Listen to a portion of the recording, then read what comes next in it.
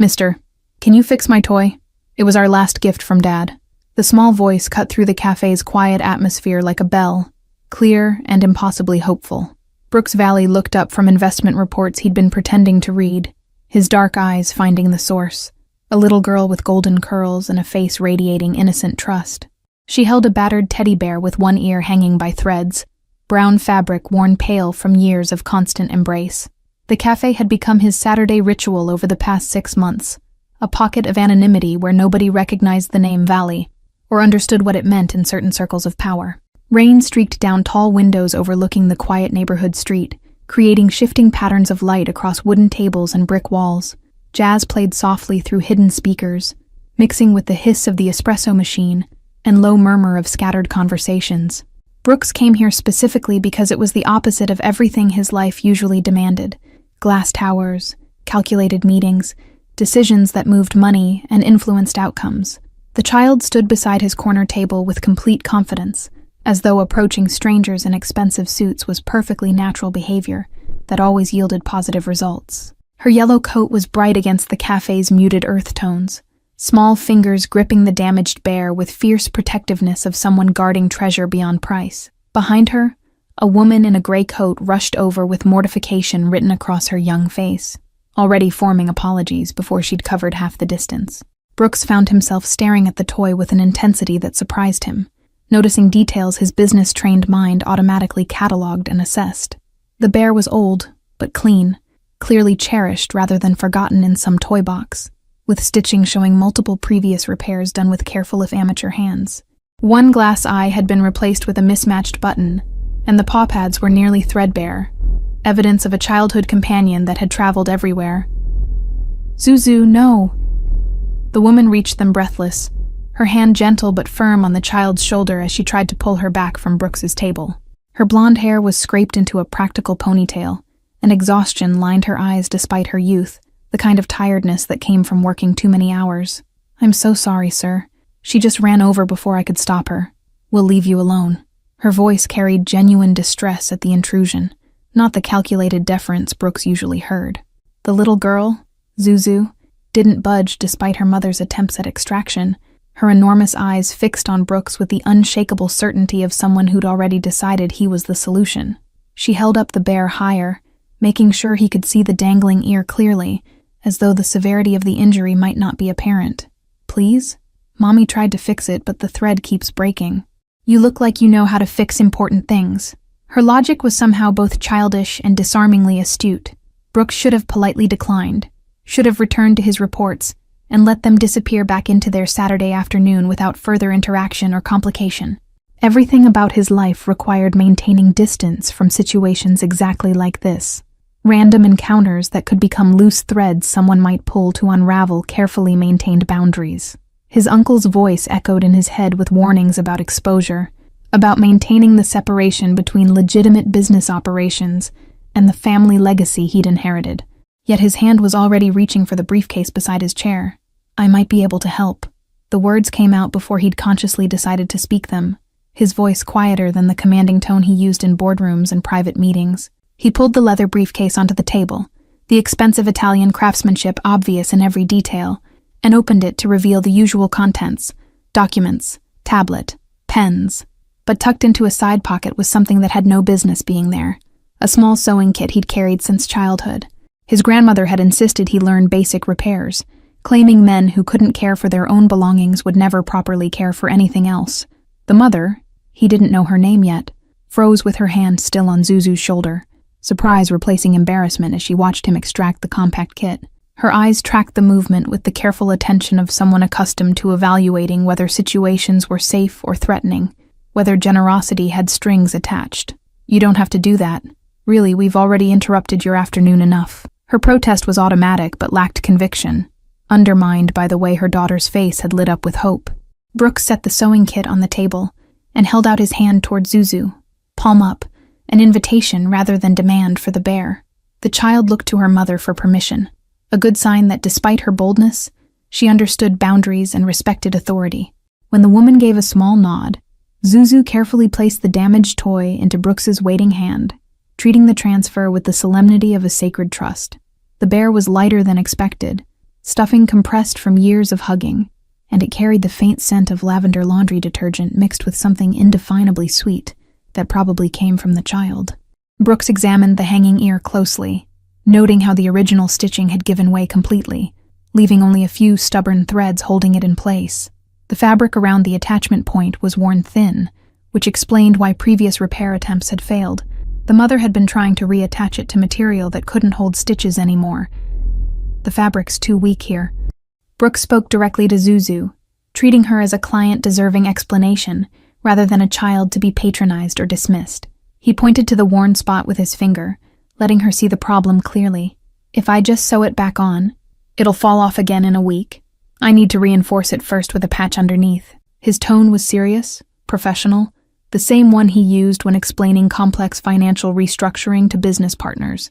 Zuzu nodded with grave understanding, as though he'd just explained quantum physics rather than basic sewing technique, her small face solemn with the weight of important decisions. Will it hurt, Mr. Bear?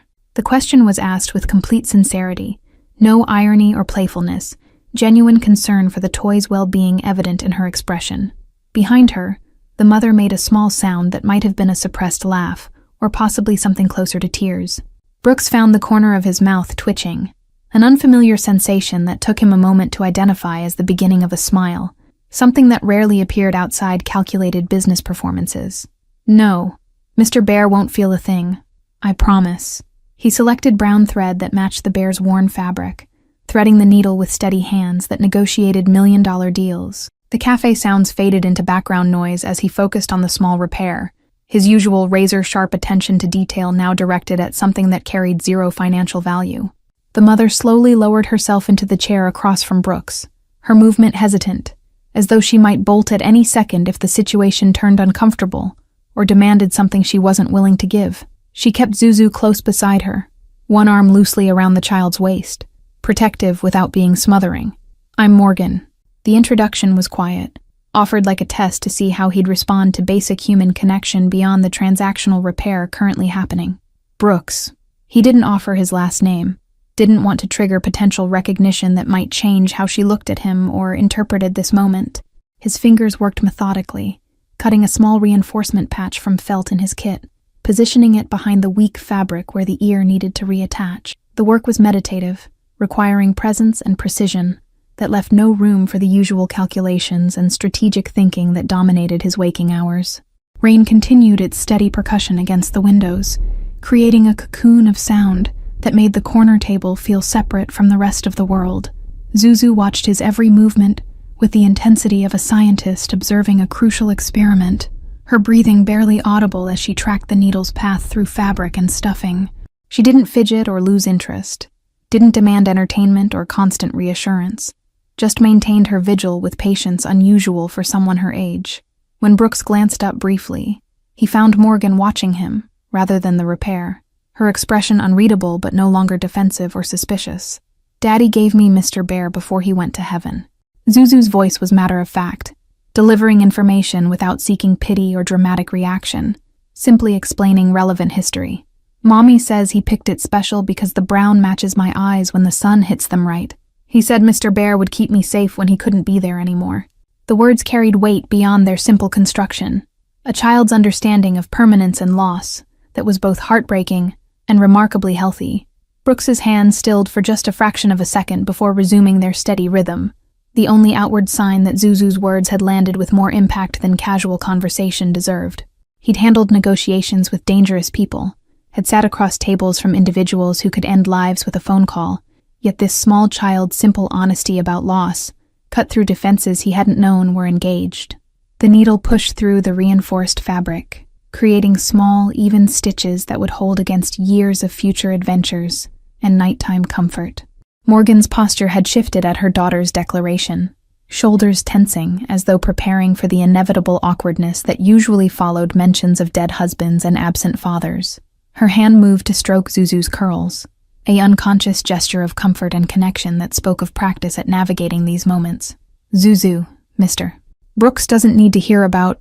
She started the deflection automatically, the social script designed to spare strangers from uncomfortable truths about tragedy and single parenthood. It's all right, Brooks interrupted gently, surprising himself with the intervention as much as he seemed to surprise Morgan, whose eyes widened slightly at his easy acceptance. He positioned the ear carefully against the reinforced patch, checking the angle to ensure it sat naturally rather than askew or twisted. "Mr. Bear has an important job then. That's why we need to fix him properly." He directed the comment to Zuzu, acknowledging her father's gift without diminishing its significance with empty platitudes about time healing wounds or loved ones watching from above. The child's face brightened with relief, as though she'd been holding her breath, waiting to see if he'd treat her truth as something shameful or burdensome that should be hidden. She leaned closer to watch his progress, her small hands resting on the table edge, yellow coat sleeves riding up to reveal a cheerful pink dress underneath. "How do you know how to sew? Mommy says most boys don't learn that stuff." The question carried no judgment, just curiosity about information that didn't fit her understanding of how the world worked. Brooks threaded the needle through the ear's base, beginning the actual attachment process with careful precision that would distribute stress across multiple anchor points, rather than relying on a few vulnerable stitches. "My grandmother taught me when I was about your age. She said being able to fix things yourself meant you never had to depend on others to solve your problems." The memory surfaced unexpectedly clear. Afternoon light in a room that smelled of vanilla and old books. Patient hands guiding his smaller ones through basic stitches. His grandmother had been the only person in the family who'd treated him like a child, rather than a future asset to be developed and deployed. Morgan made a small sound of acknowledgement, her expression softening slightly as she processed this glimpse into his history, probably trying to reconcile the image of a small boy learning to sew with the man in the custom suit and Italian leather shoes. The cafe around them continued its Saturday rhythm, other patrons lost in their own conversations and laptops, baristas calling out orders in friendly voices. Someone laughed at a nearby table, the sound bright and uncomplicated, the kind of genuine amusement Brooks rarely encountered in spaces where everyone was performing calculated versions of themselves. "That's smart." Zuzu pronounced judgment on his grandmother's philosophy with the absolute certainty of a 4-year-old who'd just heard wisdom worth remembering and repeating. She shifted her weight from foot to foot, a small release of energy that suggested her patience, while impressive, wasn't infinite. "Can you teach me? Then I could fix Mr. Bear next time instead of bothering people in cafes." The matter-of-fact acknowledgement of her own behavior made Morgan close her eyes briefly, embarrassment coloring her cheeks pink. Brooks completed another stitch, the ear now securely attached at 2 points with several more to go before the repair would be complete and reliable. "You're not bothering me. And yes, if your mom says it's okay, I could show you some basic stitches." The offer came naturally, without the internal calculation that usually preceded his commitments of time or resources. He glanced up at Morgan, meeting her eyes directly for the first time since she'd sat down, giving her clear opportunity to decline on her daughter's behalf without making the child feel rejected. Morgan's expression cycled through several emotions too quickly to name individually: surprise, suspicion, cautious interest, protective evaluation, and finally something that might have been tentative hope. Her fingers drummed once against the table, a nervous gesture immediately suppressed, before she spoke carefully. "That's very kind, but we've already taken up enough of your time. I'm sure you have better things to do on a Saturday than give sewing lessons to a 4-year-old. The refusal was polite, automatic, the kind of decline that left room for insistence if the offer was genuine, rather than empty courtesy. "I don't, actually." Brooks finished the third anchor point and rotated the bear slightly to access the best angle for the remaining stitches, his movements practiced despite how long it had been since he'd last done this kind of careful handwork. Saturday afternoons are specifically set aside for nothing important. That's the entire point. He kept his tone casual, not pushing, simply correcting her assumption without making her wrong for having made it. Zuzu's eyes darted between the two adults, reading the subtext with the uncanny perception children often demonstrated when their own interests were at stake in adult negotiations. She remained quiet, though, instinctively understanding that this was her mother's decision to make, that pushing would probably result in the answer Morgan was already leaning toward. The child's restraint was remarkable, evidence of parenting that taught patience and respect for boundaries, even when wanting something badly. The rain outside intensified, drops hitting the window with increased force that created percussion rhythms against the glass, and someone entering the cafe brought in the scent of wet pavement and ozone. Brooks tied off the final stitch and examined his work critically, turning the bear in the light to check the ear from multiple angles. The repair was solid, maybe even better than the original construction, reinforced in a way that would withstand years of love and attention. He pulled a small pair of scissors from the kit and trimmed the excess thread, then handed the bear back to Zuzu with both hands, a formal return of something valuable temporarily entrusted. Zuzu accepted Mr. Bear with reverence, immediately hugging him close and examining the repaired ear with careful attention, small fingers testing the attachment gently to confirm it was truly fixed. Her face transformed with joy, pure and uncomplicated happiness that most adults had forgotten how to access or express. "It's perfect. Look, Mommy, the ear stays on even when I wiggle it," she demonstrated enthusiastically, making Morgan wince slightly at the stress test being applied to fresh stitching. "Gentle, baby. Let's not break it again 5 minutes after Mr. Brooks fixed it." Morgan's voice carried amused exasperation, the tone of a parent who'd given similar warnings countless times with varying degrees of success. She looked at Brooks with genuine gratitude warming her tired eyes, the kind of thanks that went beyond simple politeness. "Really, thank you. You have no idea what this means to her." The unspoken addition hung in the air, what it meant to Morgan herself to see her daughter happy, to have someone show kindness without apparent motive. Brooks gathered his sewing kit and returned it to the briefcase, the familiar action of organizing his space, giving his hands something to do while he processed the unexpected satisfaction warming his chest. "It was my pleasure. Honestly." He meant it in a way that surprised him, realizing he'd enjoyed the last 20 minutes more than entire weeks of his usual routine. The simple act of fixing something broken, of solving a problem with immediate visible results and genuine appreciation, created stark contrast to his normal work where success was measured in percentage points and abstract market movements.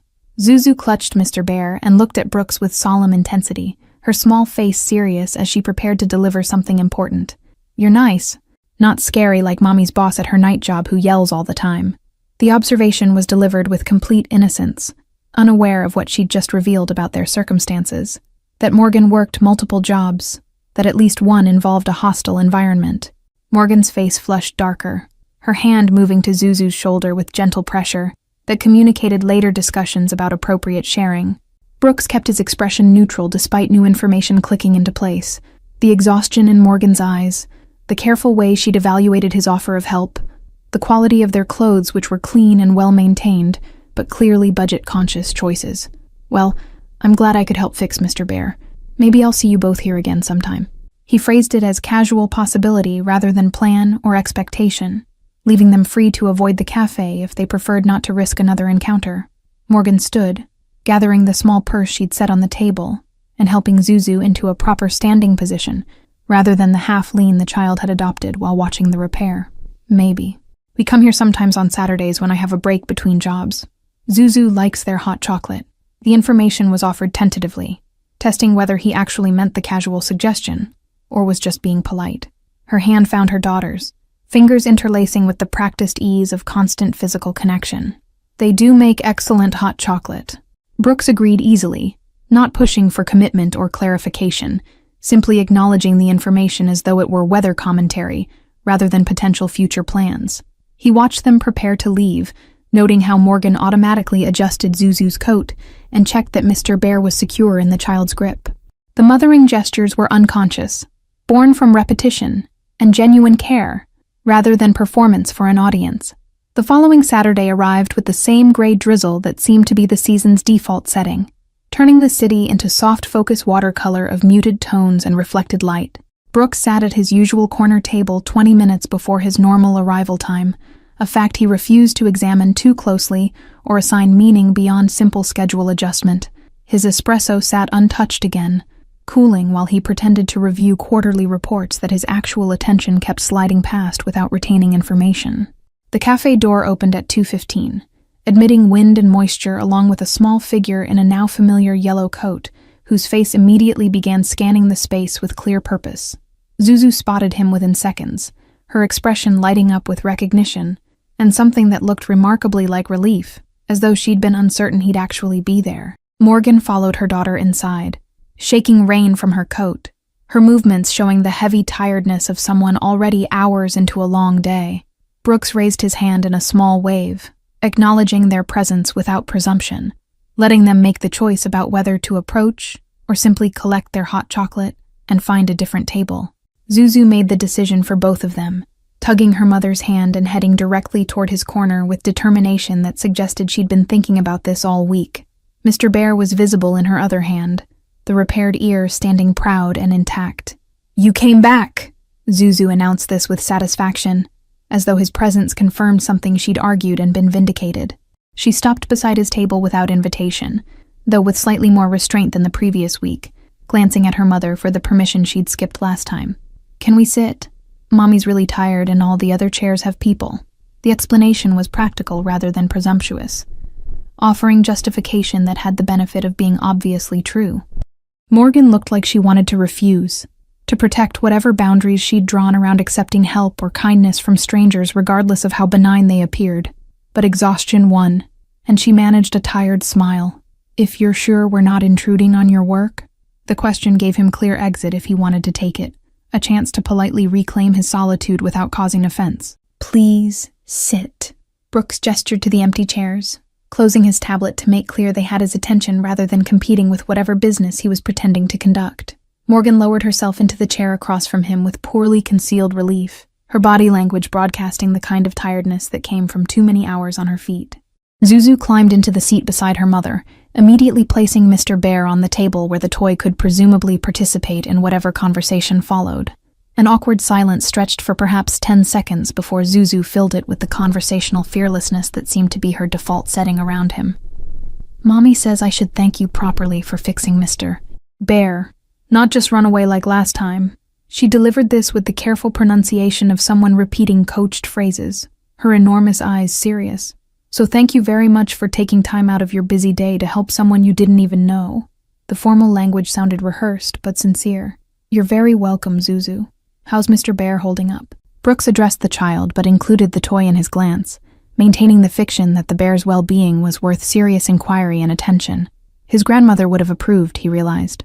She'd always insisted that dismissing children's concerns taught them their feelings didn't matter, created adults who couldn't identify or express emotion appropriately. Zuzu picked up Mr. Bear and demonstrated the ear's continued attachment with gentle manipulation, showing that it survived her constant companionship without damage. "Perfect. I told everyone at daycare about the sewing man at the cafe who fixed him. Miss Rachel says you must be very patient." She delivered this intelligence as though his reputation among daycare staff was information of obvious interest. "Can you really teach me to sew like you promised?" "Mommy says I have to ask politely, and you can say no if you want." Morgan's expression held resignation mixed with apology, clearly aware her daughter was about to test boundaries, but unable to head it off without making things worse. "Zuzu, we talked about this. Mr. Brooks was being nice last week." "That doesn't mean—" She tried to create space for him to decline, without disappointing her daughter too sharply. "I meant it." Brooks interrupted the deflection for the second time, beginning to see a pattern in how Morgan protected herself and Zuzu from disappointment by preemptively lowering expectations. "If you want to learn some basic stitches, I can show you. It's not complicated." He addressed Zuzu directly, then shifted his attention to Morgan. "If that's all right with you, of course. I have the sewing kit here." He gestured toward his briefcase, demonstrating preparedness that suggested he'd anticipated this conversation. Morgan studied him with the careful evaluation of someone accustomed to identifying ulterior motives and hidden costs, trying to understand what he gained from offering time and attention to her daughter. Whatever she saw in his expression must have passed some internal test because she gave a slow nod. "That's very generous. Say thank you, Zuzu." Her voice carried cautious permission, layered with protective attention to how this interaction unfolded. Brooks retrieved the sewing kit and selected 2 needles, thread, and scraps of fabric he'd brought specifically for this possibility, not examining too closely why he'd prepared teaching materials for a child he'd met once. He threaded 1 needle and handed it to Zuzu along with 2 fabric pieces. "First rule, always respect the needle. It's sharp, it can hurt, so we move slowly and pay attention." His tone was serious, treating the lesson as legitimate skill transfer, rather than entertainment to humor a small child. Zuzu accepted the needle with appropriate reverence, her small face concentrating intensely as she held the fabric pieces together, the way Brooks demonstrated. Her tongue poked out slightly at the corner of her mouth, a physical manifestation of focus that made her look even younger. "Like this?" She positioned the needle at the fabric edge, glancing up for confirmation before pushing it through. "Exactly like that. Now bring it up through both pieces about this far away." Brooks indicated the distance with his fingers, watching as she worked the needle through with careful deliberation. Her motor control was good for her age, movements precise if slow, evidence of a child who practiced patience and attention to detail. Morgan watched her daughter with an expression that mixed pride, love, and something more complex, perhaps recognition that Zuzu was growing up, learning skills that marked progression toward independence. The next 20 minutes passed in quiet concentration, broken only by Brooks's occasional instruction and Zuzu's questions about technique and why thread had to go in particular directions. Other cafe patrons glanced over occasionally, faces showing mild curiosity at the unusual tableau. Well-dressed businessman giving sewing lessons to a small child while her tired mother watched. But the Saturday crowd generally minded their own business, respecting the unspoken cafe culture of mutual privacy. I did it. Zuzu held up her fabric pieces, now connected by a line of stitches that were uneven and loose, but fundamentally sound, demonstrating grasp of the basic concept, if not yet mastery of execution. Her face radiated accomplishment, the pride of someone who'd achieved something difficult through sustained effort. Look, Mommy, I sewed.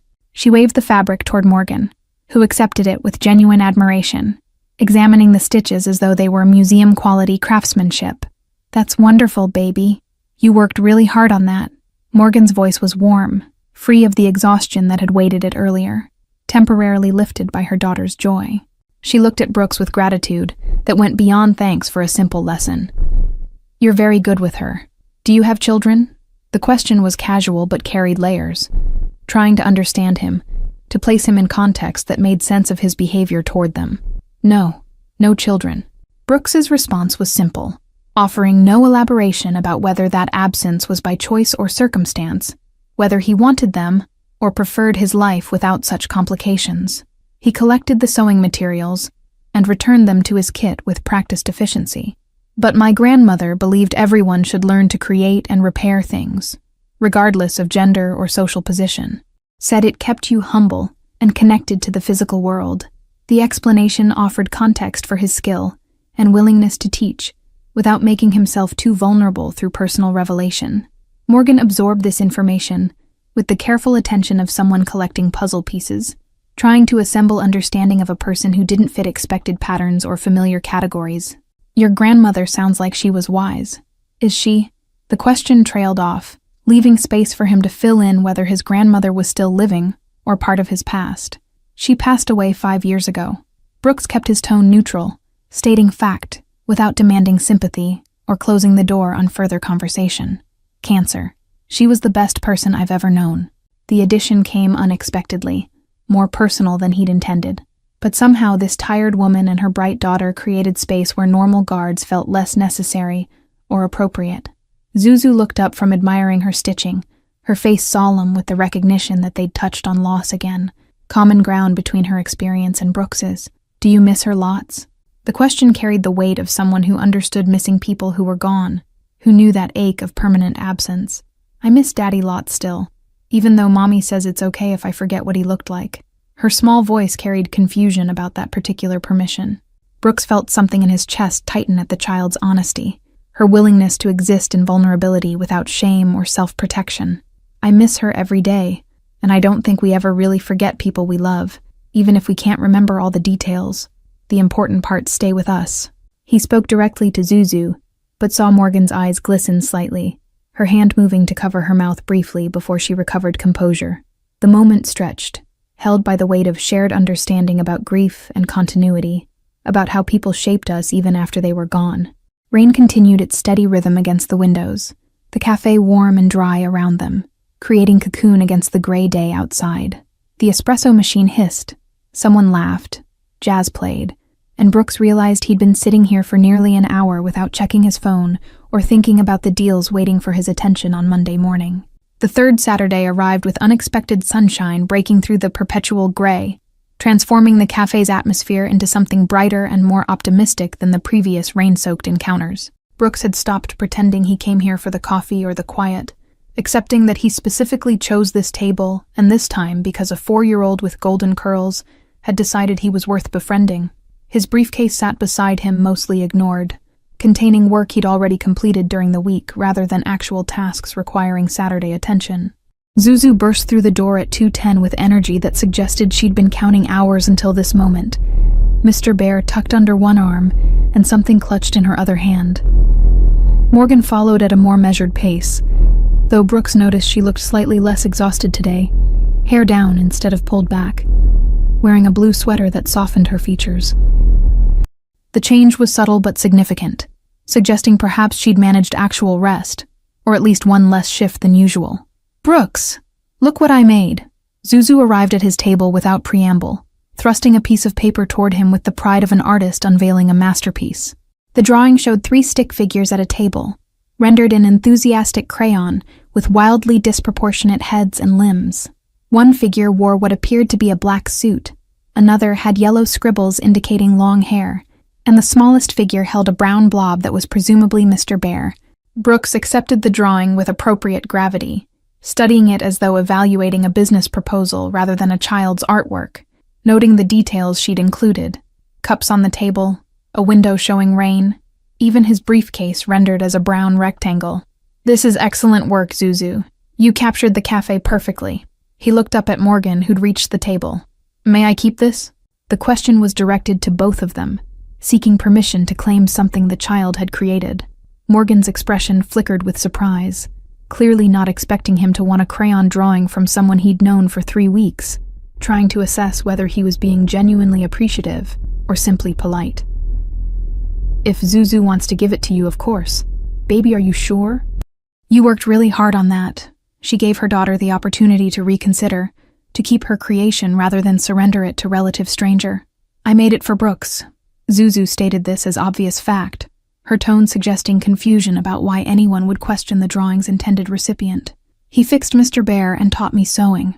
That's what you do when people are nice. You make them something." Her logic was straightforward, operating from a worldview where kindness was currency that should be reciprocated with tangible appreciation. "Plus, I can make more pictures. I only have one Brooks." The casual possessiveness in that final statement, "I only have one Brooks," landed with unexpected weight, carrying implications about how this child had categorized him in her mental landscape of important people. Brooks carefully placed the drawing in his briefcase, sliding it into a protective folder usually reserved for contracts and legal documents. "Thank you, Zuzu. I'll put this somewhere safe." He meant it in ways that probably weren't entirely appropriate given their brief acquaintance. Morgan settled into her usual chair with visible relief, and Brooks noticed she carried only her purse today, rather than the overstuffed bag that had accompanied her previous visits. "No work today?" He asked the question casually, not wanting to pry but curious about the change in pattern that allowed her to arrive, looking less like she might collapse from exhaustion at any moment. "My afternoon job gave me the day off. Their daughter's visiting and wanted to help with cleaning." Morgan's voice carried complicated emotions, gratitude for the break, but also concern about lost income, the constant calculation of someone living close to financial margins. "So, Zuzu and I are having an actual Saturday together for once. We went to the park this morning, fed the ducks." Her smile was genuine, the first truly unguarded expression he'd seen on her face. Zuzu climbed into her chair and immediately launched into detailed narration of the park visit, complete with hand gestures and sound effects, describing ducks fighting over bread and a dog that had tried to join their picnic. Her storytelling had the breathless enthusiasm of someone for whom every experience was new and worthy of complete attention. Brooks found himself actually listening rather than pretending, genuinely interested in this small person's perspective on the world. "And then this really old lady said I had beautiful manners and gave me a quarter." Zuzu produced the coin from her pocket as evidence, holding it up to catch the light. "I'm saving it for something special, but I don't know what yet. Mommy says I should think carefully about important purchases." She delivered this wisdom with the seriousness of someone discussing investment strategy, rather than 25 cents. Brooks caught Morgan's eye over Zuzu's head, seeing affection and slight embarrassment there, pride in teaching her daughter financial responsibility, mixed with awareness of how their circumstances must appear to someone who probably spent more than a quarter on his morning coffee. "That's very wise. My grandmother always said money saved is opportunity preserved." He offered the comment to validate Zuzu's approach, without drawing attention to the vast difference in their financial realities. The conversation flowed more easily than previous weeks, as though they'd established enough familiarity that silence didn't feel awkward, and topics didn't require careful navigation around potential discomfort. Morgan asked about his work in careful general terms, and he explained the legitimate investment business without mentioning the family legacy that came with it. She talked about Zuzu's daycare and the small apartment they'd moved to after her husband died. sharing details that painted picture of life, built from careful choices and constant adaptation. Daddy worked construction. Zuzu contributed this information unprompted, her small face suddenly serious in the way children's expressions shifted when discussing absent parents. He was building a big building downtown and something fell. Mommy says it was an accident, and nobody was being bad or careless. The explanation had the quality of something repeated often enough to be memorized. Probably Morgan's attempt to ensure her daughter didn't develop anger toward faceless responsible parties. Brooks felt his chest tighten at this glimpse into the specific tragedy that had reshaped their lives. The random mechanical failure or structural flaw that had left a woman widowed and a baby fatherless. I'm sorry that happened to your family. Your daddy sounds like he was a hardworking man. He kept his condolences simple, not attempting to fill the moment with platitudes about time or healing or silver linings. Morgan's hand moved to cover Zuzu's smaller one on the table, fingers interlacing in gesture that was both comfort and connection, grounding them both in present moment rather than painful past. He would have loved seeing her grow up. Her voice held steady despite the grief that flickered across her face, the constant companion of widows who'd lost partners too young. But we're doing okay. It's been 3 years, and we've figured out our rhythm. The assertion of okayness was both true and not true, Brooks recognized. They were surviving, clearly, building life from what remained, but the exhaustion in Morgan's eyes, and the carefully maintained clothes, and the fact that a day off from one job felt like luxury, all contradicted the completeness of, okay? He didn't challenge the statement, though, understanding that people needed to claim victories, even when the war continued. Zuzu's attention had already shifted to the next topic, her ability to move between heavy and light subjects, demonstrating either resilience or a 4-year-old's natural protection against dwelling too long in sadness. Brooks, do you know how to make paper airplanes? Tommy at daycare makes them but won't teach me because he says girls can't throw right. Her indignation at this injustice was evident in her scrunched face and crossed arms. Tommy is incorrect. Brooks stated this with the firm authority of someone delivering a legal verdict, his tone making clear this was established fact rather than opinion open to debate. And yes, I know how to make paper airplanes. Would you like to learn? He was already reaching for a napkin from the dispenser, recognizing an opportunity to impart another skill while simultaneously proving Tommy's theory wrong. Morgan watched this exchange with an expression that had evolved over their 3 meetings from suspicious to cautious to something approaching trust, though questions still lingered in her eyes about what motivated this well-dressed stranger to spend Saturday afternoons teaching her daughter random skills. You really don't have to. She began the automatic protest, the deflection that had become her default response to offers of help or attention. I know I don't have to. Brooks interrupted gently, meeting her eyes with steady directness that communicated sincerity without demanding she accept it. I want to. Zuzu's good company, and honestly, I enjoy teaching her things.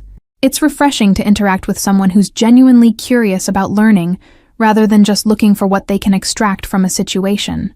The honesty surprised him, as much as it seemed to surprise Morgan, revealing more about his usual world than he typically shared. The 4th Saturday brought Morgan and Zuzu through the cafe door at exactly 2 o'clock, their arrival time now consistent enough that Brooks had started thinking of it as an appointment rather than chance encounter.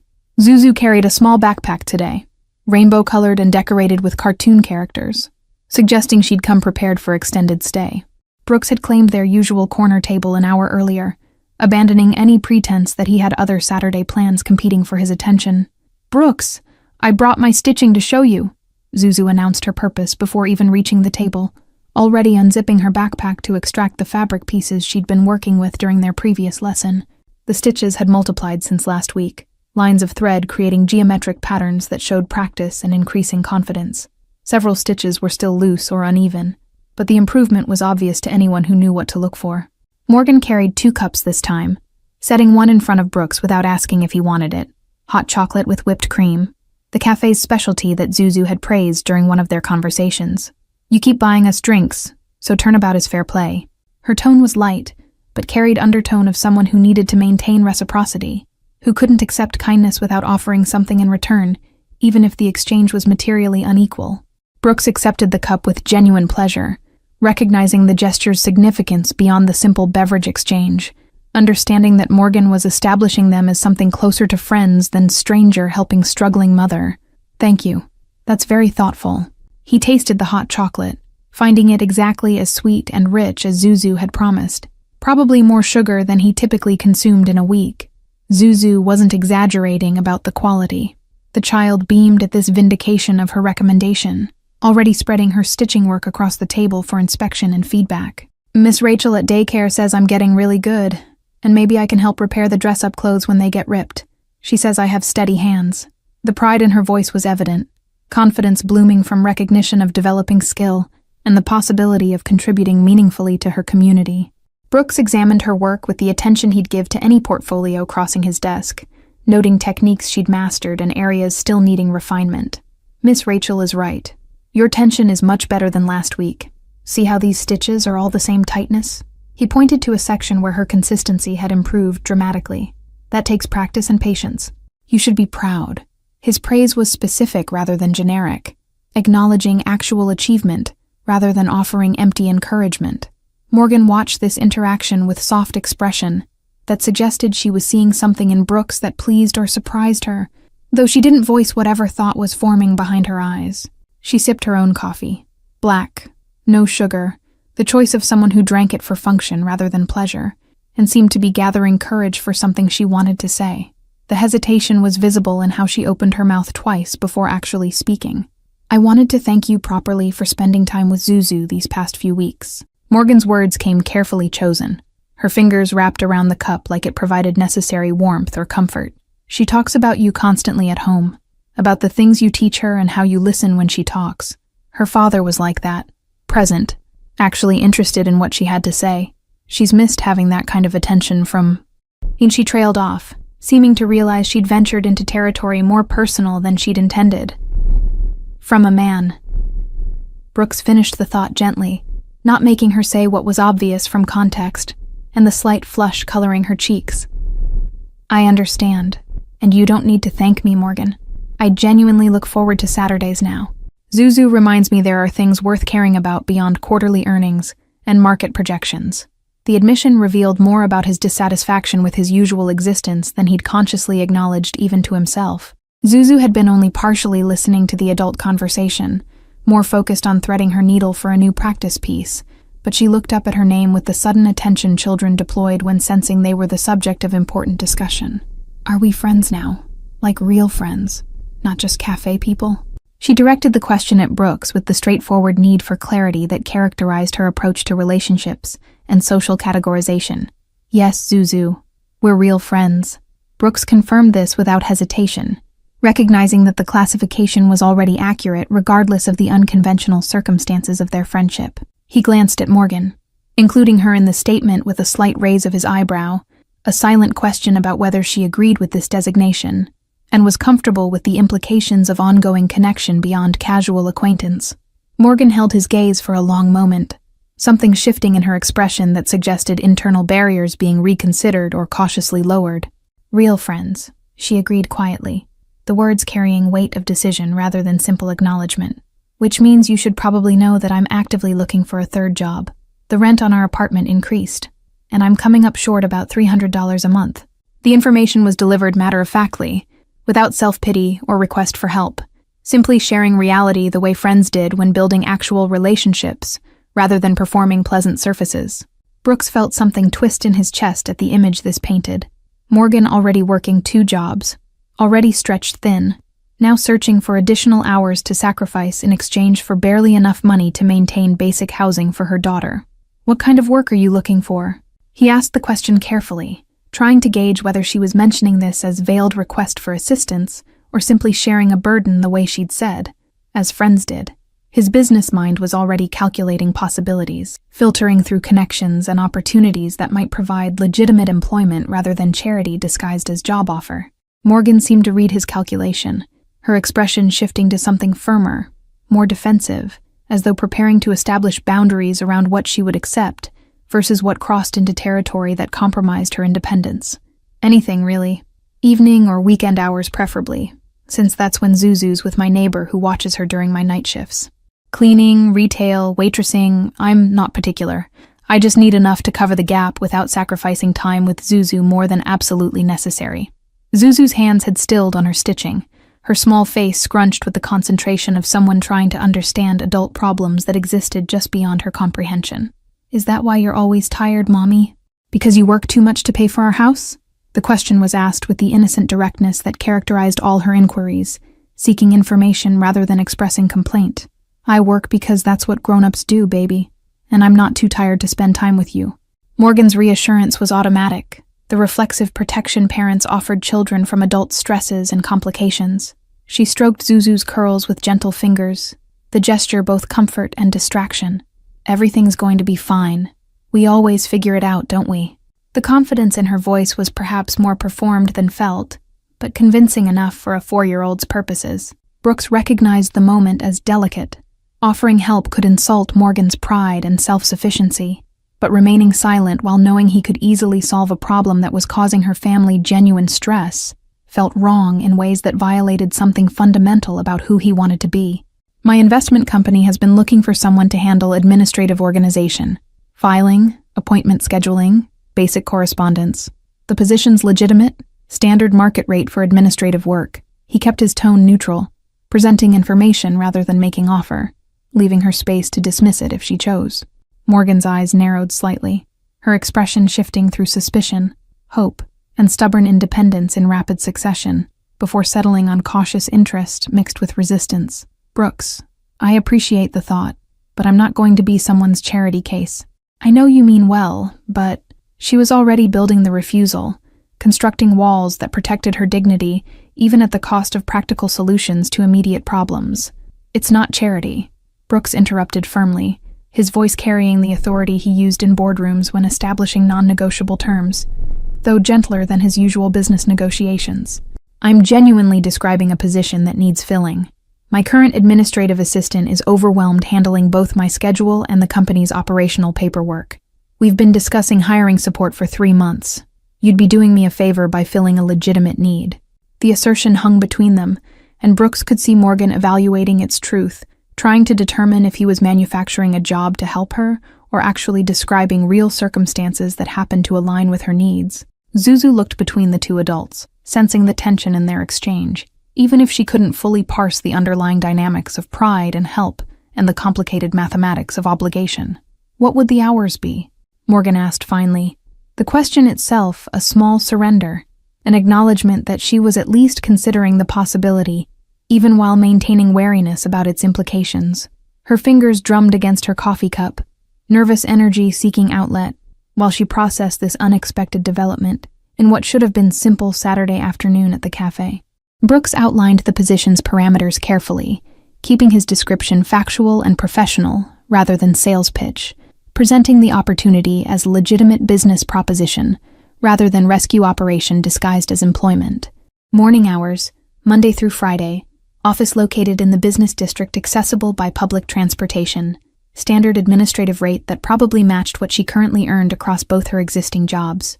Morgan listened with the focused attention of someone evaluating contract terms, asking practical questions about responsibilities and expectations that demonstrated she took work seriously, regardless of the source.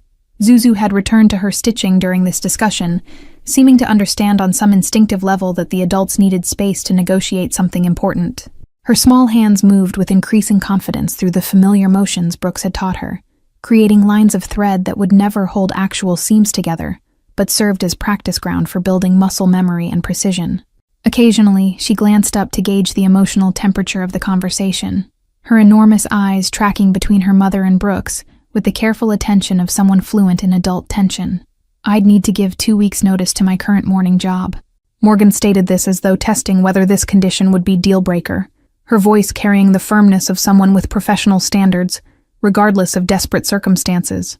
"I don't just disappear on people who've employed me, and I'd want to come by the office first, see the actual work environment before committing." Her requirements established boundaries, insisted on maintaining agency in the decision, rather than simply accepting rescue because it was offered. Of course, that's completely reasonable. Brooks pulled a business card from his wallet and slid it across the table, the embossed cardstock reading Valley Investments, with an address and phone number below. "Come by Monday morning around 9 if that works for you. I'll introduce you to Sarah, my current assistant, and she can walk you through what the position would actually involve. No obligation. If it doesn't feel like the right fit, we part as friends without any awkwardness. Morgan accepted the card with careful fingers, studying it as though the simple rectangle of paper contained encrypted messages, requiring translation and interpretation. Brooks watched her eyes track across his name, wondering if Valley meant anything to her, if she'd heard stories or rumors about the family that had built empire on both legitimate business and less legal foundations. Her expression remained neutral, though, suggesting either ignorance of his background or decision not to hold family history against him personally. Valley. She tested the name aloud, her pronunciation slightly uncertain about where stress belonged in the two syllables. Italian? The question was casual, seeking basic information rather than probing for deeper meaning or suspicious connections. She looked up from the card to meet his eyes, her expression open enough that he could have revealed more about his heritage and the complicated legacy that came with it.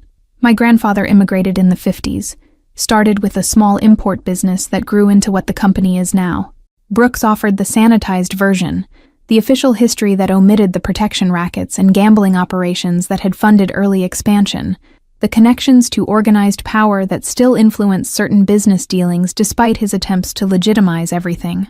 I inherited the operation when my father passed 5 years ago, trying to take it in slightly different direction than previous leadership preferred.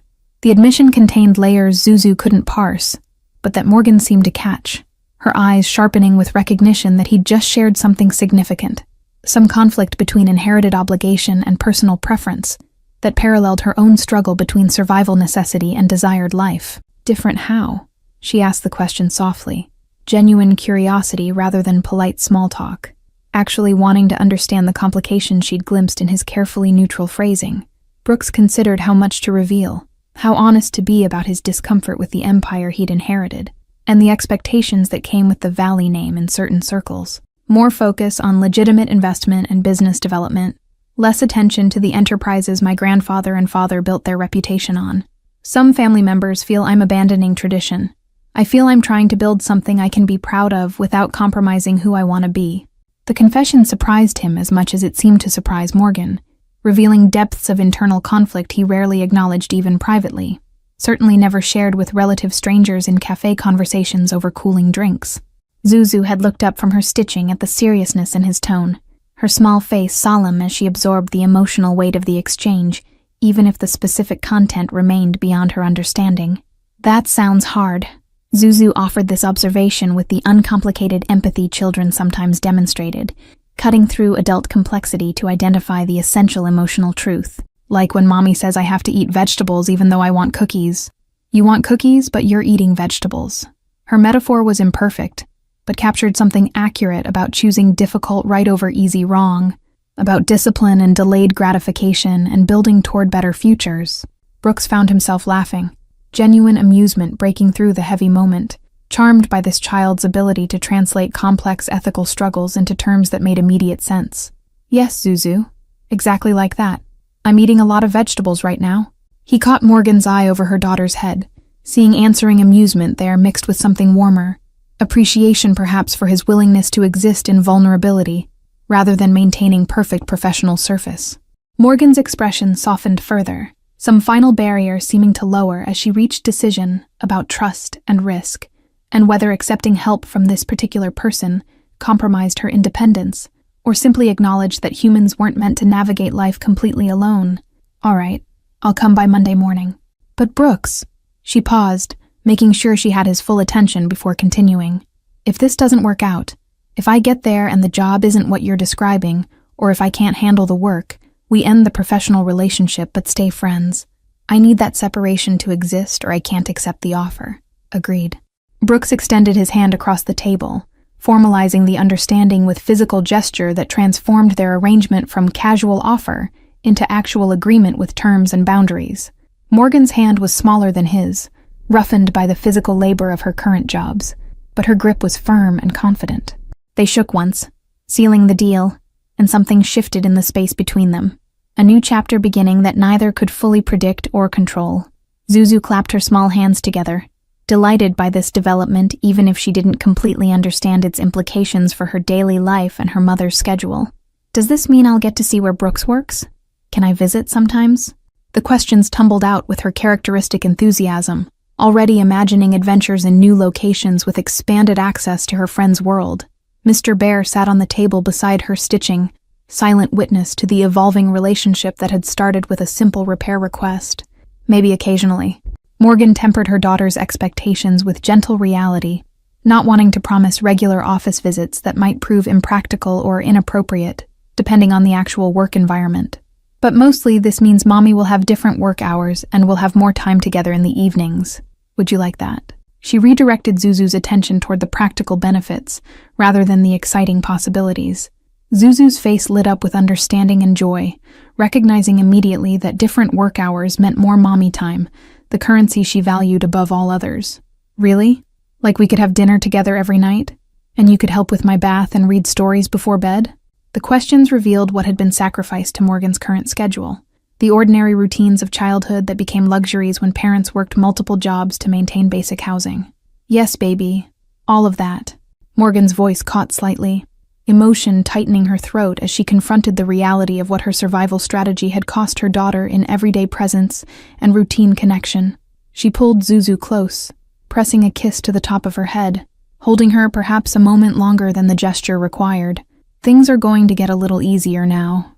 We're going to be okay.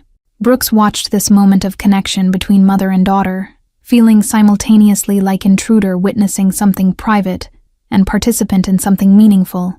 His decision to offer legitimate employment, creating ripple effects he hadn't fully considered. The Saturday cafe crowd continued around them, oblivious to the small transformation happening at the corner table, unaware that what looked like casual conversation had just rearranged three people's lives in ways none of them could have predicted.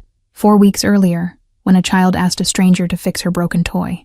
Monday morning arrived with Morgan standing outside the glass tower that housed Valley Investments, her reflection staring back from the building's polished surface like a question she hadn't fully answered. She'd worn her best clothes, navy slacks and white blouse purchased for her husband's funeral 3 years ago, rarely worn since because most of her work involved getting dirty. The professional outfit felt like costume, armor she was trying on to see if it fit the person she was attempting to become through accepting Brooks's offer. The lobby was all marble and modern art, the kind of space designed to communicate wealth and power to anyone entering, making clear that important decisions happened within these walls. Morgan approached the security desk with her shoulders squared, refusing to let intimidation show, even as she felt completely out of place among the polished professionals moving through the space with confident familiarity. She gave Brooks's name to the guard, who checked his list and directed her toward elevators that probably cost more than her annual rent. The 20th floor reception area continued the theme of understated luxury, leather furniture, abstract paintings, fresh flowers in crystal vases that were replaced daily whether they'd wilted or not. Sarah, Brooks's current assistant, greeted Morgan with genuine warmth that immediately eased some of the tension knotting her shoulders. The woman was perhaps 40, competent and organized in ways that radiated from her efficient movements and the perfectly maintained desk that somehow contained no visible clutter despite obvious workload. Brooks has told me so much about you and Zuzu. Sarah's smile was knowing, suggesting Brooks had shared more than just professional reasons for creating this position. I'm honestly relieved you're considering this. I've been drowning in paperwork for months, and he finally listened when I said we needed help. Her candidness established immediate credibility. This wasn't manufactured job, but actual operational need that happened to align with Morgan's circumstances. The tour of the office revealed legitimate business operations, conference rooms where investment strategies were debated, cubicles where analysts tracked market movements, Brooks's corner office with view of the city that probably inspired either ambition or vertigo depending on perspective. Sarah explained the administrative work with practical detail that made clear the position was real, describing filing systems and scheduling protocols and correspondence that needed managing with actual organizational skill, rather than just warm body-filling space. Brooks appeared midway through the tour, emerging from a meeting with 3 men in expensive suits who radiated the kind of authority that came from controlling significant resources. He exchanged brief words with them at the conference room door, his body language shifting into something harder and more commanding than the gentle patience he demonstrated at the cafe. Morgan glimpsed a different version of him in that moment, the businessman who'd inherited empire and wielded power in ways she probably couldn't fully comprehend. Morgan, he approached with a smile that transformed his face back into the person she recognized, the tension in his shoulders easing as he left whatever discussion had occurred in the conference room behind. "Sarah's been showing you around?" His tone was professionally friendly, maintaining appropriate boundaries in the office environment, even as his eyes communicated warmth that suggested their Saturday cafe friendship existed independently of this potential working relationship. "She has. The position sounds legitimate." Morgan kept her voice neutral, not quite ready to commit, but acknowledging that her suspicions about manufactured charity had been somewhat unfounded.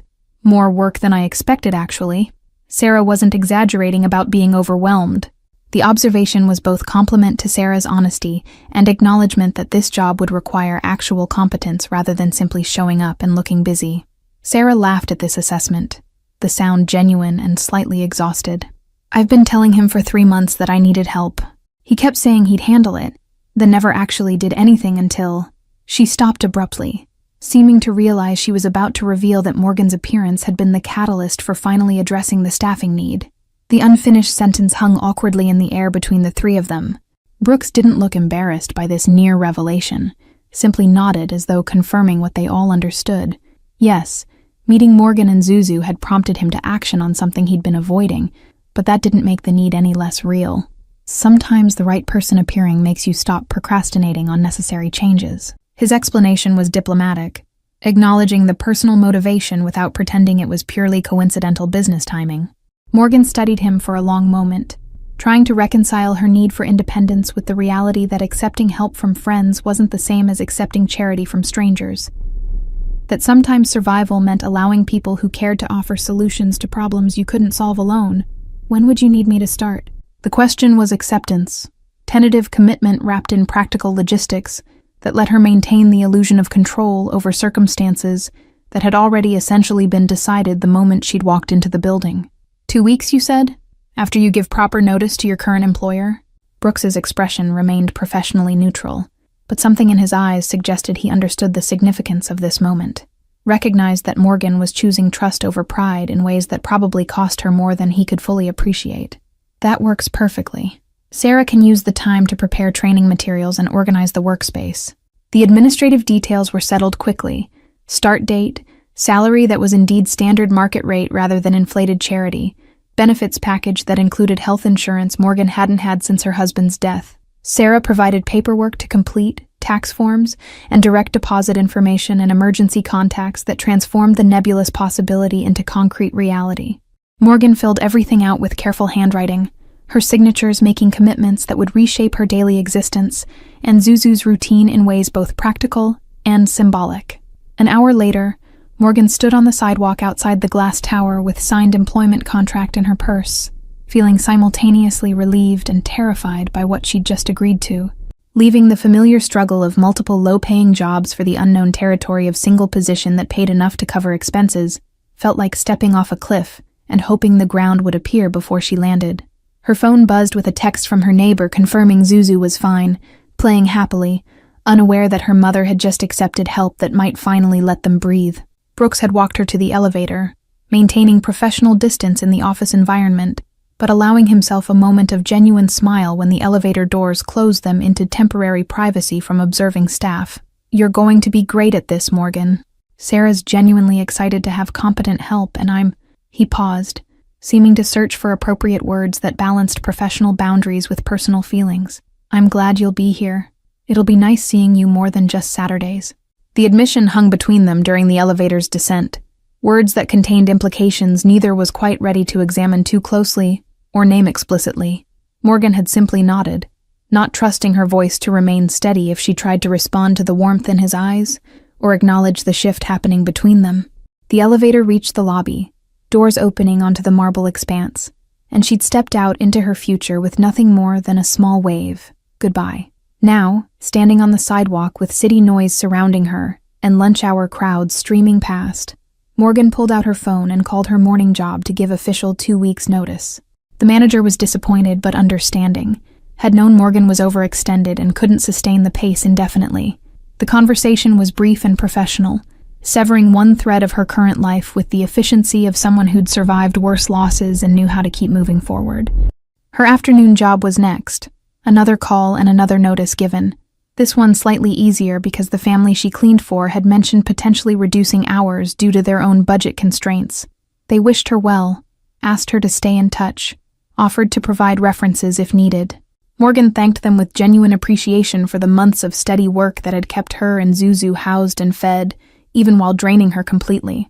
2 more weeks of the exhausting double schedule, then a new chapter that felt both like surrender and victory, accepting help while also claiming better circumstances through legitimate work, rather than grinding herself into dust trying to do everything alone. Morgan looked up at the glass tower where Brooks worked, where she would soon work, and allowed herself a moment of cautious hope that maybe, possibly, things were actually going to get easier like she'd promised Zuzu. 3 months into her position at Valley Investments, Morgan had developed competence that impressed even herself, discovering abilities she hadn't known she possessed when the work involved more than physical labor and following simple instructions.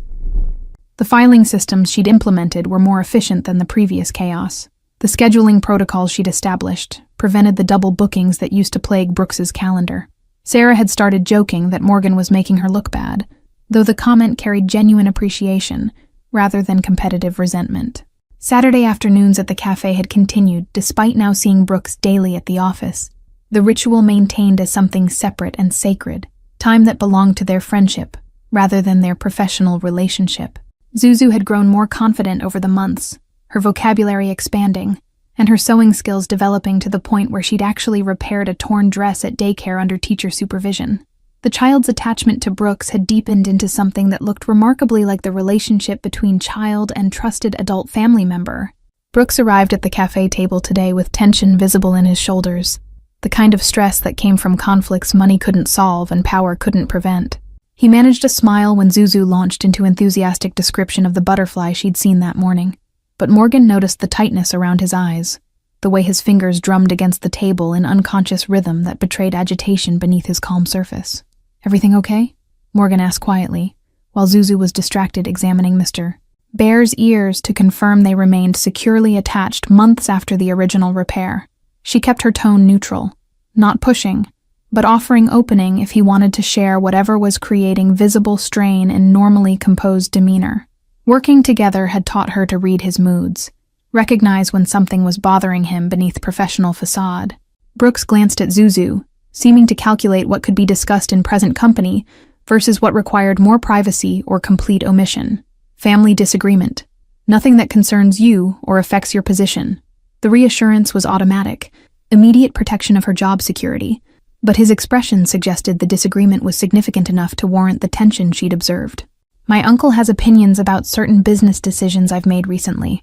The conversation at the office earlier that week had been particularly pointed, his uncle cornering him after a board meeting to express concerns that went beyond simple business disagreement into territory of family reputation and legacy preservation. The older man had spoken in coded language about maintaining appropriate distance from employees, about how previous generations had understood the importance of clear hierarchies that prevented complications. Brooks had listened with jaw clenched, recognizing the subtext beneath every carefully chosen word, understanding that his uncle viewed Morgan and Zuzu not as people deserving respect, but as potential vulnerabilities that could be exploited by enemies or used to manipulate him into decisions that served others' interests, rather than his own judgment. What his uncle hadn't understood, couldn't comprehend through his worldview built on transaction and leverage, was that Morgan and Zuzu had become the reason Brooks finally cared about building something worth protecting, rather than simply managing inherited empire out of duty. Before them, he'd been going through motions of legitimizing family operations without real investment in the outcome, performing responsibility without passion, because there'd been nothing personal at stake beyond abstract principles about right and wrong. Now he had specific faces attached to his choices, a child who looked at him with trust, and a woman who'd taken risk on believing in his character, despite every reason to maintain protective distance. His uncle had concluded the conversation with thinly veiled warning about how attachments could be used against him, how people he cared about might find themselves facing pressure from competitors or old family enemies who saw weakness in affection. The threat had been delivered with grandfather's concern, coding what was essentially intimidation, attempt to make Brooks reconsider his priorities by introducing fear for Morgan and Zuzu's safety. Instead of achieving intended effect, the warning had crystallized Brooks's resolve, made him recognize that backing away now would be exactly the wrong lesson to teach himself about courage and commitment, would confirm his uncle's philosophy that caring about people made you controllable rather than stronger through connection. He'd increased security measures quietly after that conversation, hired protection for Zuzu's daycare, and arranged for someone to casually monitor Morgan's routes between home and office, taking precautions without alarming them, or making his concern visible enough to validate his uncle's tactics. The balance between keeping them safe and maintaining their normal lives required careful management, but Brooks had learned from watching his father that visible paranoia created more problems than it solved, that the best protection often looked like coincidence rather than deliberate strategy. His grandmother would have been proud of this approach, he thought, protecting what mattered without letting fear dictate the shape of daily existence, or poison the relationships worth preserving. Morgan heard what he wasn't saying, that those business decisions probably included hiring her, that his uncle likely disapproved of Brooks developing personal connections outside whatever circles the Valley family traditionally operated within. She'd learned enough over 3 months to understand the family had complicated history, that Brooks's attempts to legitimize operations and distance himself from previous generations' methods created friction with relatives who saw those methods as tradition worth preserving rather than legacy worth escaping. "Is my working for you causing problems?" Morgan asked the question directly, needing to know if her presence had created complications that might ultimately make the situation untenable for everyone involved. She kept her voice low, not wanting Zuzu to pick up on adult concerns that might worry her or make her feel responsible for tensions she couldn't understand or control. "No." Brooks's response was immediate and firm, his eyes meeting hers with intensity that communicated absolute conviction behind the single syllable. "You're excellent at your job. Sarah constantly praises your work, and my uncle's opinions about my personal life are not factors in legitimate business decisions." The declaration was protective, establishing clear boundaries between family pressure and professional choices, but Morgan noticed he'd shifted from business decisions to personal life midway through the statement. Zuzu had finished her examination of Mr. Bear, and now looked between the two adults with the perception children developed when sensing important conversations happening in code above their comprehension level. "Is someone being mean to Brooks?" She asked the question with the straightforward concern of someone for whom meanness was the worst transgression imaginable, her small face scrunched with worry and protective indignation on behalf of her friend. "Not mean, exactly. Just disagreeing about grown-up things." Brooks softened his expression, not wanting his stress to transfer to the child who'd somehow become central to his Saturday happiness and general life satisfaction. "Sometimes people who care about you have different ideas about what's best, and you have to figure out whose opinion matters most." His explanation was honest without being frightening, treating Zuzu's concern as valid rather than dismissing it as childish misunderstanding. Morgan recognized this moment as significant, understanding that Brooks was essentially declaring that his uncle's disapproval wouldn't change his choices about maintaining relationships with her and Zuzu, that whatever family pressure existed wouldn't alter course he'd set for himself. The realization created warmth in her chest, mixed with anxiety about what opposing his family might cost him, whether she had the right to be the reason he faced conflict with people who'd known him his entire life. "My uncle believes people should stay within certain boundaries," Brooks continued, his voice dropping slightly as though acknowledging the ugliness beneath the euphemistic phrasing. "He thinks forming connections outside those boundaries leads to complications and divided loyalties.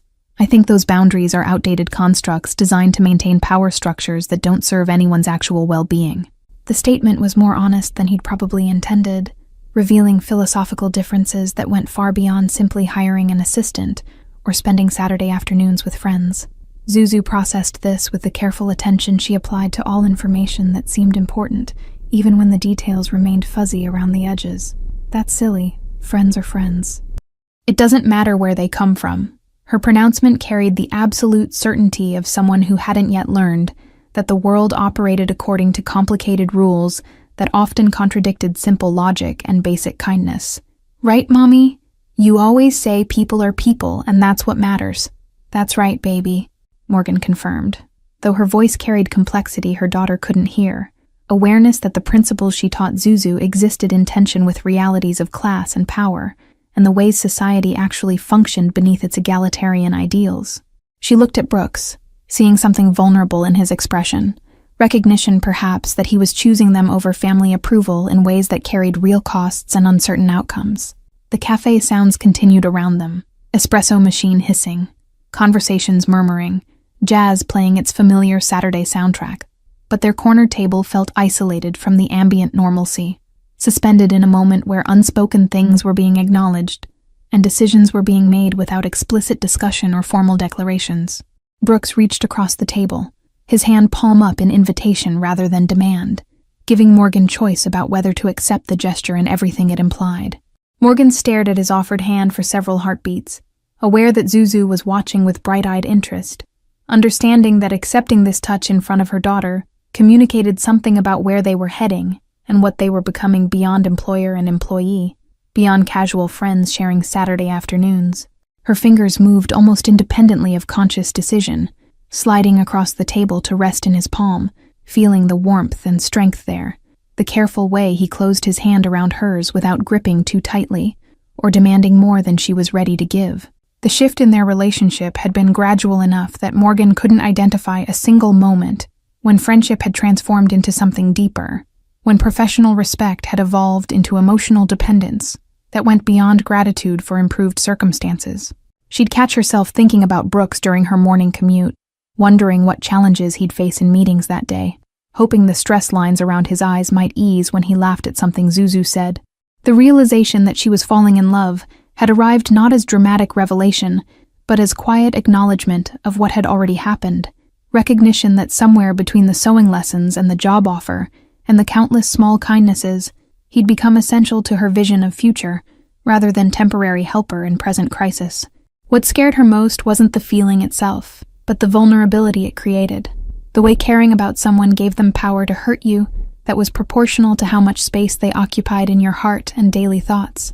Her husband's death had taught her that loving people meant accepting the possibility of devastating loss, that opening yourself to connection meant signing up for potential grief that could break you completely if circumstances turned cruel. She'd spent 3 years building walls against that kind of exposure, protecting herself and Zuzu from depending too heavily on anyone who might disappear through death or departure, or simple change of heart about what they wanted from life. But Brooks had been patient with those walls, never demanding she dismantle them faster than felt safe, never treating her caution as insult, or her hesitation as rejection of what he offered. He'd shown up consistently, proved his reliability through months of steady presence, demonstrated that his care for them wasn't performance or temporary fascination, but genuine commitment that survived the mundane reality of daily life together. The walls were still there, Morgan recognized, but they'd developed doors that she was learning to open deliberately, rather than keeping perpetually locked against all possibility of hurt or disappointment. Zuzu had been less conflicted, accepting Brooks into their small family unit with the uncomplicated enthusiasm of someone too young to have learned that trust was dangerous, or that people who seemed good might prove otherwise given time and opportunity.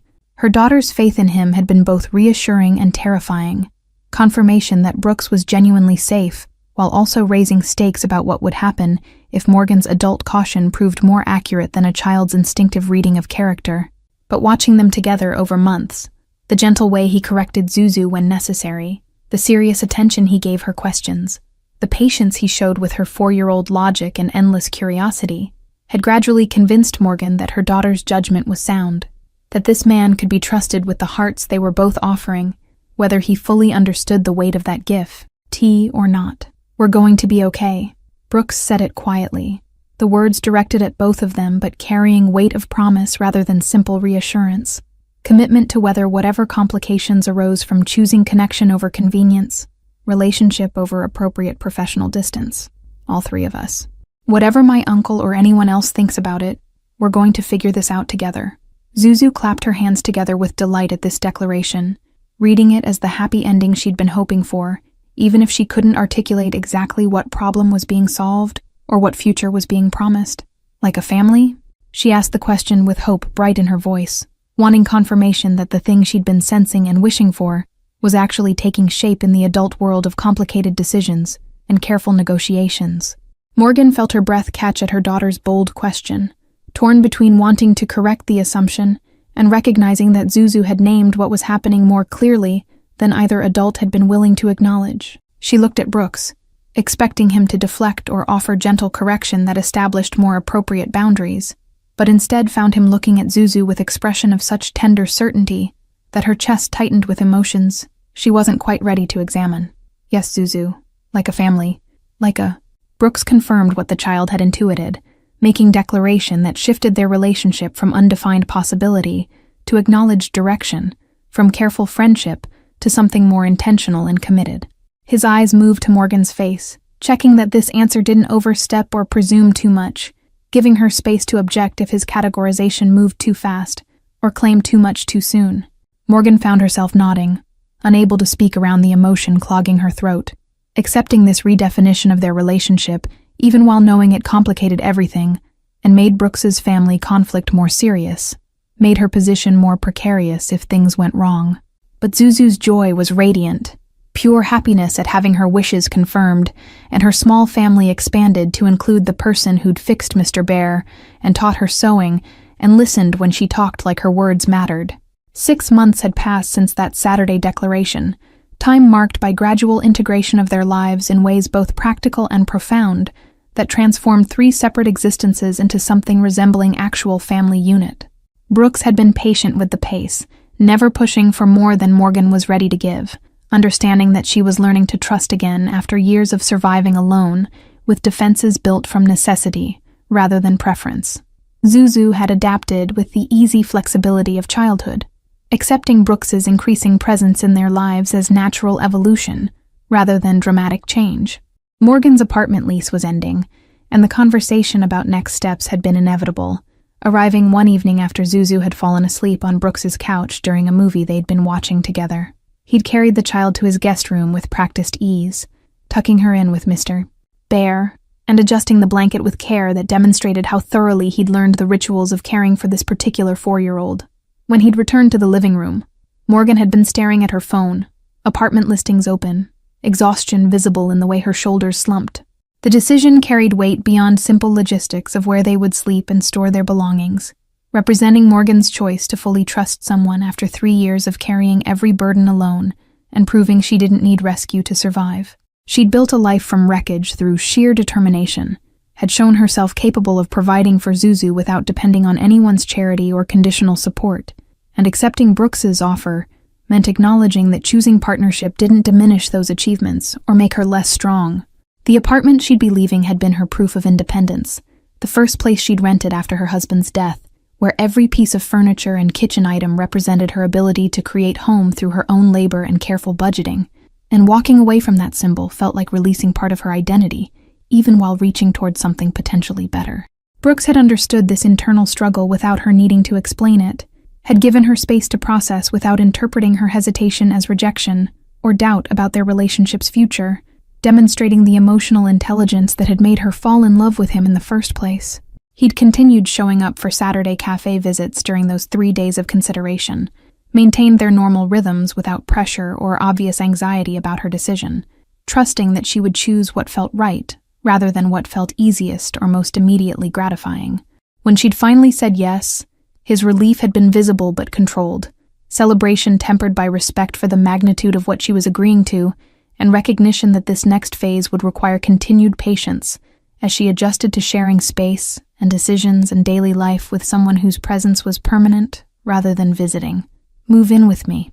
Brooks had said it simply, sitting beside her on the couch, close enough that their shoulders touched, but not crowding her space or demanding immediate response.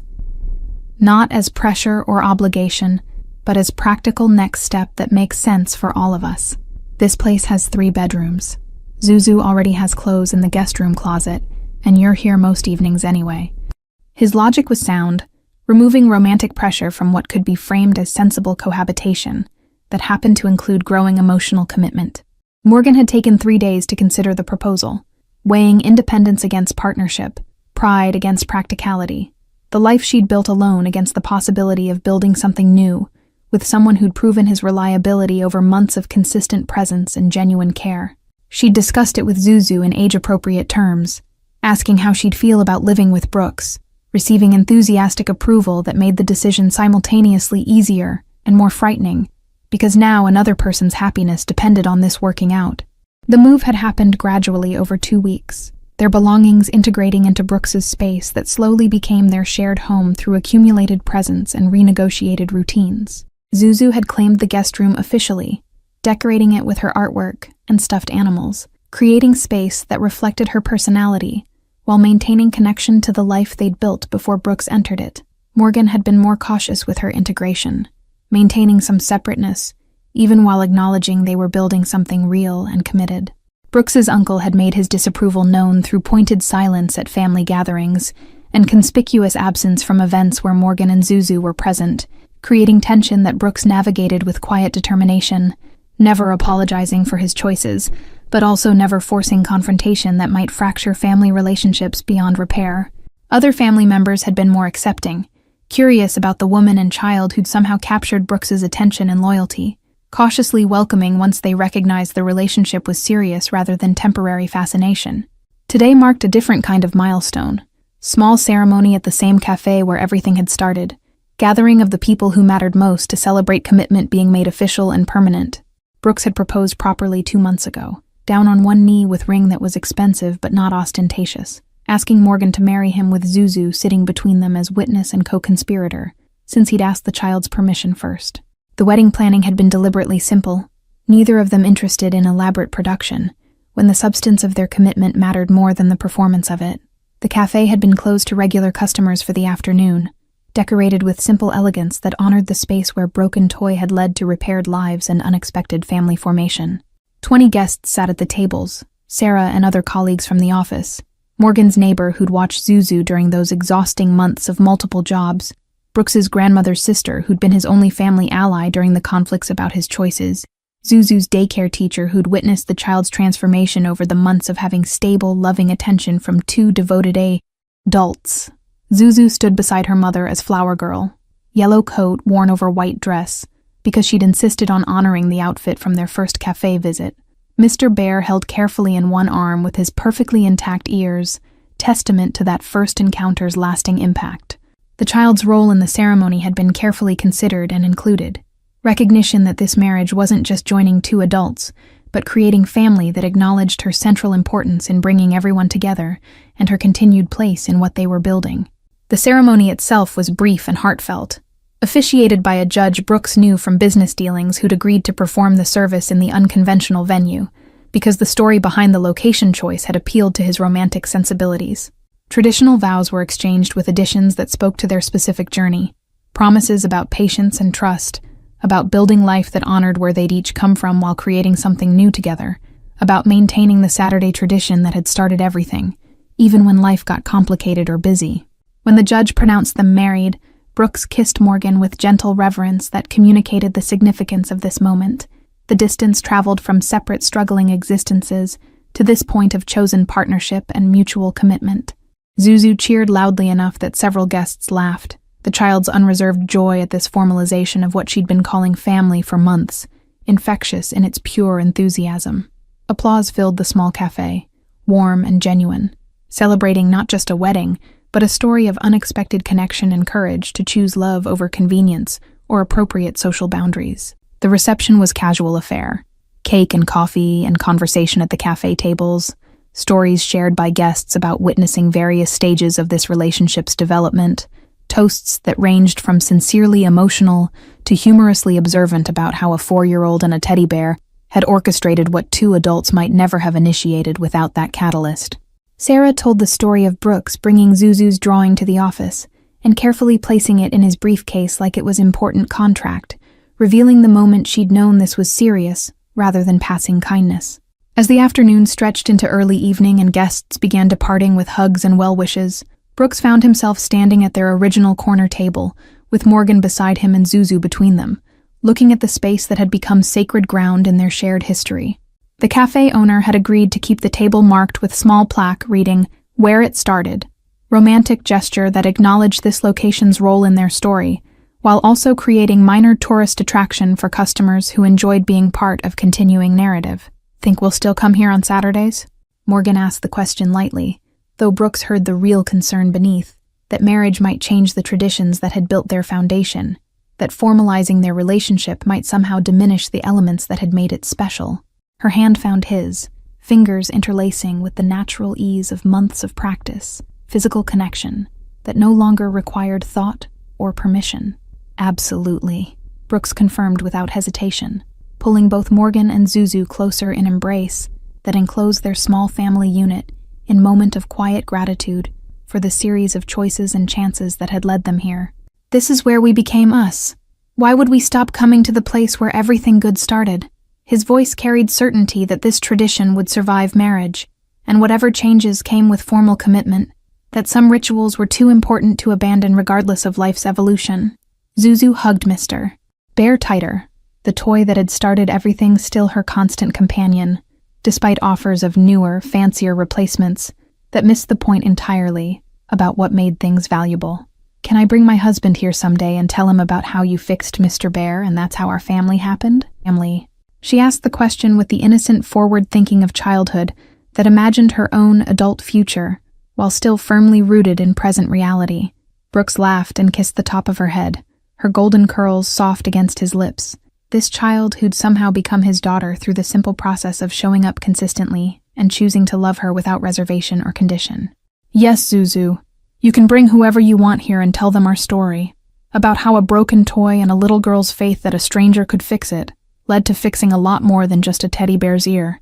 Morgan rested her head on Brooks's shoulder, exhaustion of wedding planning and emotional intensity of the day catching up with her, but the tiredness was different from the bone-deep weariness that had defined her existence before. This was the satisfied tiredness of someone who'd invested in something worthwhile and seen it come to fruition, who'd taken risks on trust and been proven right about the safety of vulnerability. Around them, the cafe was returning to normal operations, staff cleaning up from the ceremony, regular customers being allowed back in for evening coffee runs. They stood there a few minutes longer, 3 people who'd become family through combination of chance encounter and deliberate choice, honoring the space where random Saturday afternoon had transformed into something neither adult had been looking for, but both desperately needed. Outside the cafe windows, the city continued its perpetual motion, thousands of stories intersecting and diverging, but this particular corner of the world had become anchor point, the place where broken things got fixed, and lonely people found each other, and a child's simple faith in kindness had proven justified by reality.